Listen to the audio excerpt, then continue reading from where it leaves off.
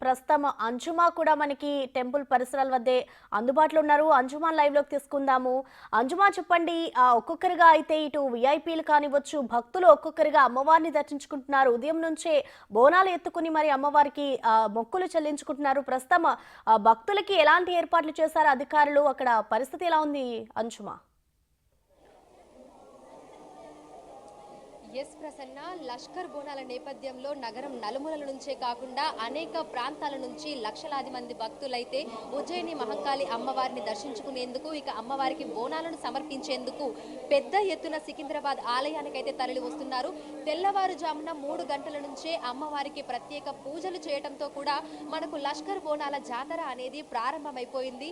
ఉదయం ప్రత్యేక పూజలు, అదే విధంగా పొన్నం ప్రభాకర్ తొలి బోనం సమర్పించడంతో మనకి బోనాల సమర్పణ అనేది కూడా ప్రారంభమైపోయింది.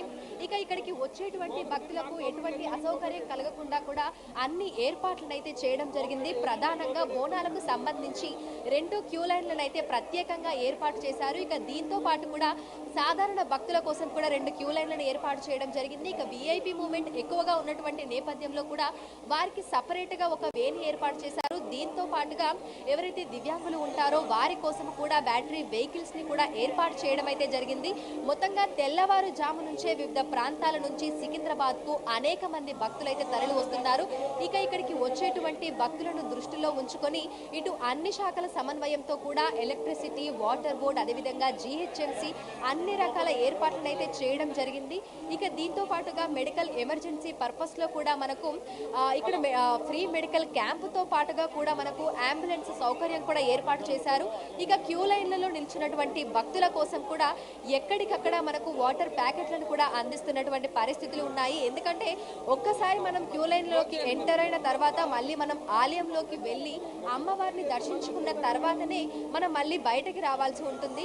ఈ నేపథ్యంలోనే గంటల తరబడి క్యూ లైన్లలో ఎదురు చూస్తూ ఉంటారు. కాబట్టి వారి కోసం గ్లూకోజ్ ని, అదేవిధంగా వాటర్ ప్యాకెట్లను కూడా ఇక్కడ ఉన్నటువంటి సిబ్బంది అయితే అందిస్తున్నారు. ఇక దీంతో పాటుగా పోలీసులు అయితే అధిక సంఖ్యలో ఇక్కడ మనకి భద్రత కల్పిస్తున్నారు. దీంతో పాటుగా కూడా అన్ని శాఖల సిబ్బంది కూడా ఇక్కడ ఉండి భక్తులకు ఎటువంటి అసౌకర్యం కలగకుండా కూడా చూసుకునేటువంటి ప్రయత్నం చేస్తున్నారు. ఎందుకంటే గతంలో మనం చూసాము, అనేక మంది భక్తుల రద్దీ ఉండటం వల్ల కూడా పలు చోట్ల మనకి తొక్కిసలాటలు, తోపులాటలు జరిగినటువంటి సందర్భాలు కూడా ఉన్నాయి. ముఖ్యంగా పోతురాజుల నేపథ్యంలో కూడా ప్రాంతాలన్నీ కూడా మనకు కిక్కిరిసిపోయి కనిపిస్తూ ఉంటాయి. మనం స్క్రీన్ మీద చూసుకోవచ్చు. అంటే మీరు రిపోర్టింగ్ ఇస్తున్న టైంలో పోలీసులు అంటే వాళ్ళ ప్రోటోకాల్ ప్రకారం అక్కడ ఎవరిని కూడా ఉండనియట్లేదు. దానికి రీజన్స్ ఏంటి అంజుమా? మరి కాసేపట్లో సీఎం రేవంత్ రెడ్డి గారు ఇక్కడికి రాబోతున్నారు. అమ్మవారిని దర్శించుకొని పట్టు వస్త్రాలను సమర్పించబోతున్నారు. ఈ నేపథ్యంలోనే ఏదైతే మనకు ఈ విఐపి వే ఉందో ఇదంతా కూడా క్లియర్ గా ఉండేందుకు కూడా ఇక్కడ ఉన్నటువంటి పోలీస్ సిబ్బంది ఎవరైతే మనకి ఈ వేలో ఉన్నారో వాళ్ళందరినీ కూడా క్లియర్ చేస్తున్నారు.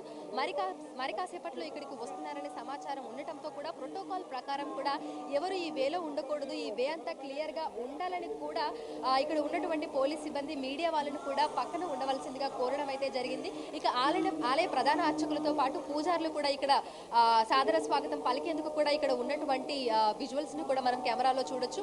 మొత్తంగా ఇటు బోనాలకైతే ఎటువంటి ఇబ్బందిగా కలగకుండా, అంటే విఐపీలు వచ్చిన సమయంలో కూడా బోనాల లైన్ అనేది ఆగకుండా ప్రత్యేకంగా 2 క్యూ లైన్లను అయితే బోనాల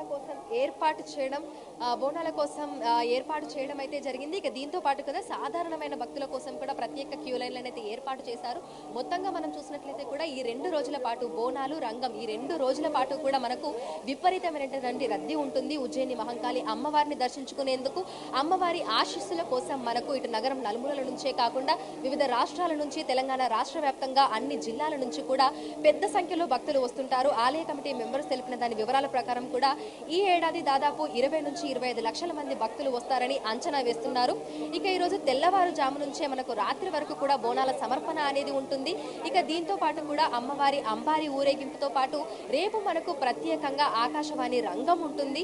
రంగంతో పాటు పలహార బండ్లు, అదేవిధంగా పోతురాజుల విన్యాసాలు కూడా ప్రధాన ఆకర్షణగా కూడా ఇక్కడ నిలుస్తూ ఉంటాయి. ముఖ్యంగా వీటిని వీక్షించేందుకు కూడా అనేక మంది భక్తులు అయితే ఇక్కడికి తరలి వస్తుంటారు. ఇక శివసత్తులు, జోగినీల కోసం కూడా ప్రత్యేకంగా ఒక సమయాన్ని సమయాన్ని కూడా కేటాయించడం జరిగింది. ఎందుకంటే వారికి ఎటువంటి ఇబ్బందికి కలగకూడదు, అమ్మవారికి వారు పట్టు వస్త్రాలు సమర్పించి బోనాలు సమర్పించే విధంగా కూడా వారికి ఎటువంటి అసౌకర్యం కలగకూడదని మధ్యాహ్నం సమయంలో కూడా వారి కోసము ప్రత్యేకంగా సమయాన్ని కూడా కేటాయించడం జరిగింది. ఇక మొత్తంగా మనం చూసుకున్నట్లయితే కూడా ఇక్కడ ఉదయం నుంచి కూడా మనకు క్యూ లైన్లు అయితే ఎక్కడ ఆగటం లేదు. ఒక్కసారి క్యూ లైన్ లోకి ఎంటర్ అయిన తర్వాత బోనాలు ఎక్కడ ఆగకుండా నేరుగా అమ్మవారి ఆలయం లోపలికే వెళ్తున్నాయి. అక్కడ దర్శనం చేసుకొని మళ్ళీ బయటకు వస్తున్నటువంటి పరిస్థితులు ఉన్నాయి. ఇక 2 క్యూ లైన్లు ఏవైతే మనకు ఉన్నాయో ప్రత్యేక క్యూ లైన్లు బోనాల కోసము ప్రధాన ద్వారం దగ్గర ఎటువంటి ఇబ్బంది కలగకుండా పోలీస్ సిబ్బంది ఉండి ఎప్పటికప్పుడు క్లియర్ చేస్తున్నారు.